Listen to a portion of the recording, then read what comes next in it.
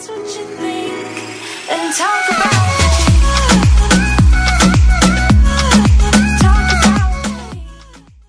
Alright y'all, welcome to my new series. This series is going to be breaking down beginner, intermediate, and advanced tips to becoming a better Mobile Legends player.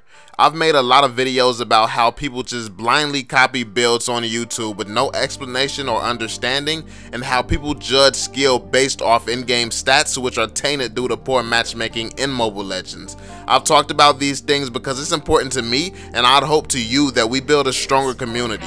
Mobile Legends is viewed by other MOBAs as a joke because of its flaws, but hopefully this series can help change some of the bigger issues. You all told me be the change that you want to see in the community, and that's what I'm going to do.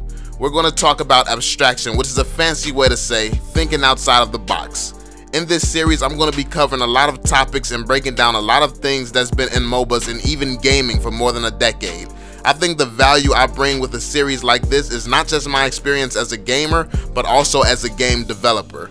A higher level of understanding comes with actually knowing how programming works and how a game functions. You mix that knowledge with in the field experience and it gives a very unique perspective. So this video is more of an introduction, asking you to open your mind and be open to receiving the information. First thing is, if you blindly use builds after just watching some gameplay with it, stop. If you watch a video of someone shooting a gun and hitting a bunch of targets, their skill doesn't somehow transfer over to you. If content doesn't explain why something works, enjoy it as entertainment. Mobile Legends has some set patterns, but mainly it's a game that's different every single game you play. Every time you match up with different people, it's going to be a completely different experience because they'll use different heroes, they'll think different, they'll make different choices in different situations. No one game is the same as another, so using the same thing you watch on the internet may not work for the situation you encounter. If you want to be good at Mobile Legends, you have to be able to think on the fly. Maybe you get paired with teammates who need more help than your usual teammates. You have to pick up on that and roam around to help them more frequently. If you have a teammate who farms more than watches their own lane and they won't communicate, you have to pick up on that and pick up the slack and help them in their lane sometimes.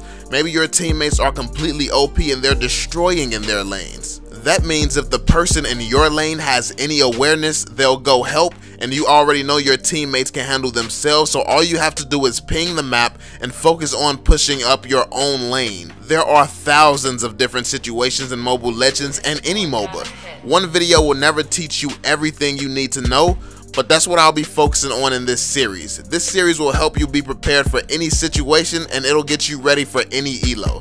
When you can think at a high level, you have a huge advantage. For instance, I got the chance to play with one of the top teams in the world, Gosu. I noticed with their playstyle, I was using a hero that just couldn't keep up.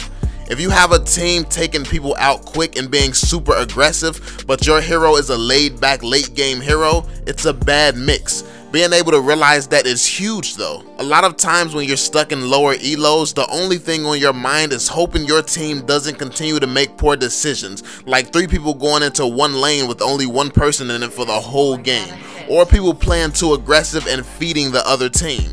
When that's all you encounter, you become stuck in a way of thinking that's not tactical at all, which is what a MOBA is all about. Which team has the best tactics? When I played with them, I didn't have to worry about any new moves. They gave me the freedom to notice how quickly they moved, and it showed me with that team comp, Layla moved too slow. You have to be able to spot those small details. If you can think to yourself, if only I could have got over there quicker, or if only I could have been more useful early game, that's how you know you have to make a change.